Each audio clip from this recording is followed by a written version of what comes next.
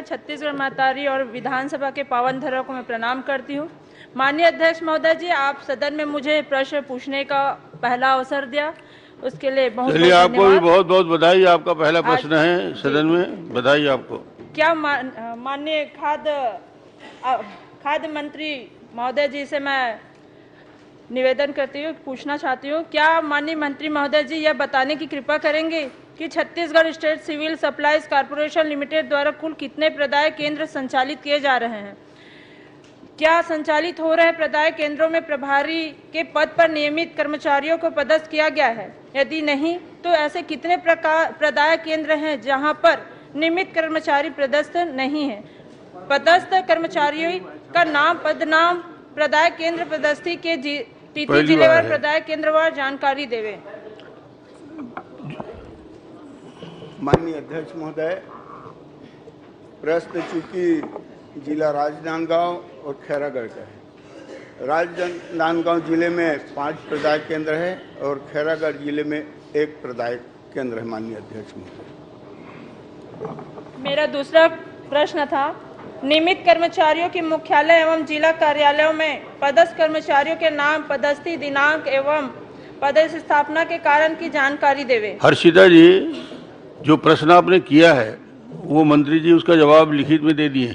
उसमें से कुछ उद्भूत होता है, उसको करेंगे तो आपकी बात और अच्छे से आएगी। जिलेवार दिए गया है, मैंने उसमें पूछिए। आप आराम से पूछिए, जितना प्रश्न पूछेंगे अवसर दूंगा। मगर जो उसमें उद्भूत होता है, जो आप चाहती हैं, उसको पूछ लेंगे तो आपको बेहतर होगा। मैं यही चाहती हूँ, यहाँ पे आपने दिया है सेकंड, उसमें नियमित कर्मचारियों के मुख्यालय की जिसमें आपने कहा था कि राजनांदगांव, छुरिया एवं डोंगरगढ़ में केंद्र प्रभारी के रूप में अनियमित कर्मचारियों को प्रभारी के रूप में पदस्थ बताया गया। क्या माननीय मंत्री जी, विभाग के नियमानुसार नियमित कर्मचारियों को उक्त केंद्रों में नियमित कर्मचारियों को पदस्थ किया जाएगा? माननीय अध्यक्ष महोदय, यह सही है कि राजनांदगांव जिले में प्रदाय केंद्र में 3 अनियमित कर्मचारी का वहाँ पे रखा गया था। अध्यक्ष महोदय, उसे जैसे हमारे संज्ञान में आए, हम तीनों को बदल दिए हैं और वहाँ पे प्रदाय केंद्र में पात्र जो है उनको रख दिए।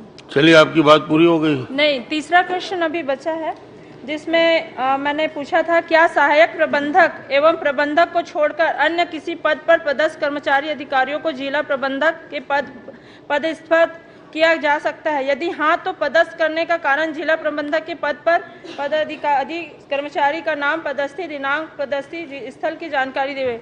लेकिन यहाँ पे माननीय मंत्री महोदय जी का जो आंसर आया था क्वेश्चन का, तो उसमें लिखा गया था, माननीय मंत्री जी जानकारी में महिला कर्मचारी जिनको अपनी मैं माननीय मंत्री जी को ध्यान में यह लाना चाहती हूँ कि नियम के संचालक मंडल का यह निर्णय सामान्य प्रशासन विभाग के निर्देशों के विरुद्ध है और अवैधानिक भी है, क्योंकि संचालक मंडल को सेवा नियमों से संबंधित विषय पर निर्णय लेने का अधिकार ही नहीं है।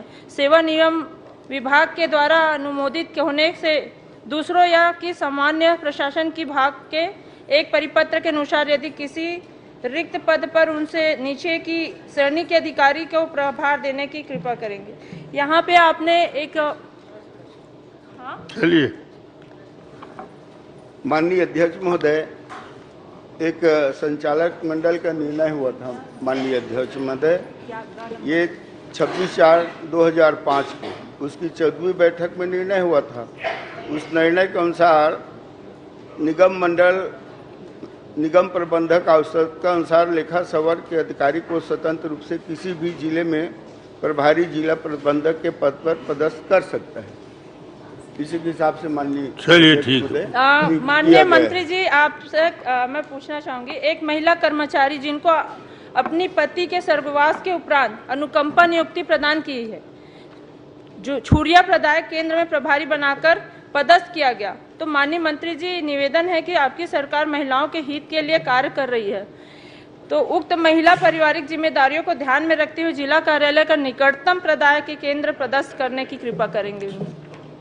माननीय अध्यक्ष महोदय, आग्रह किया, देख लीजिए। बहुत अच्छा।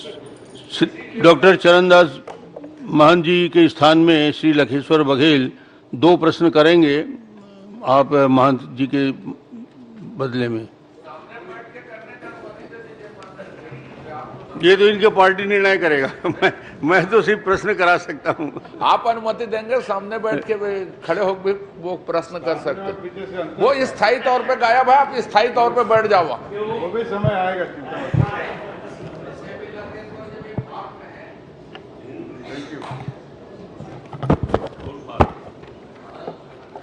आदरणीय अध्यक्ष महोदय, धान का अवैध भंडारण एवं परिवहन से संबंधित है और